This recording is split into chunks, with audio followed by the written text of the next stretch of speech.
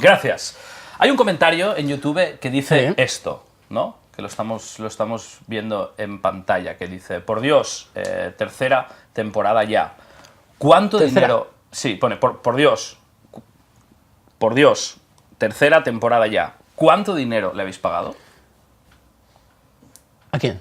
al que ha puesto este comentario? Ah, no, esto es espontáneo.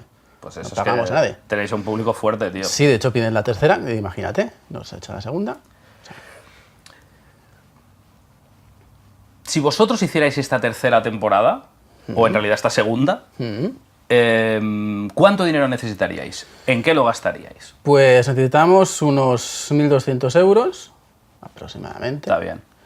Y principalmente serían dietas, desplazamientos, promoción posterior, aquí alquiler de equipo y poco más.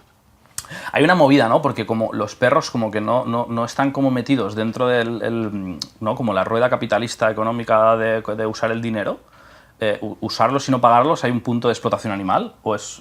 Usarlos y no pagarles a Sí, ellos. sí. Es una pregunta completamente de broma. No, además ellos tienen su recompensa. En cada escena tienen... De hecho, por eso actúan tan bien. Ellos tienen, cada vez que hacen algo, tienen recompensa. ¿Cuál es? Un premio. Un premio de De comida. perro, claro.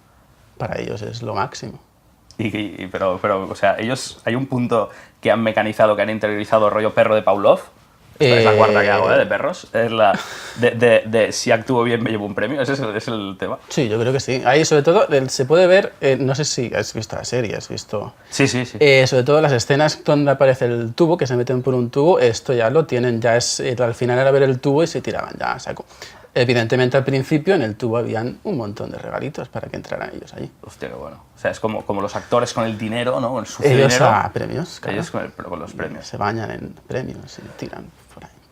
Fantástico. Mira, como he visto que en YouTube, a pesar de que tenéis a Juan Carrillo Aparicio ahí como apoyándoos, he pensado que para que tengáis un gran impulso de YouTube, coger a nuestro mimo, Joan Coll, que es el tío este que sale en los tutoriales y que hace cine mudo, rollo Charles Chaplin, que no le gustaban los perros, pero sí los adolescentes, y que os dé como unos fantásticos consejos para acabar de petarlo en YouTube. ¿Qué te parece? Vale, perfecto. Pues venga, dentro vídeo.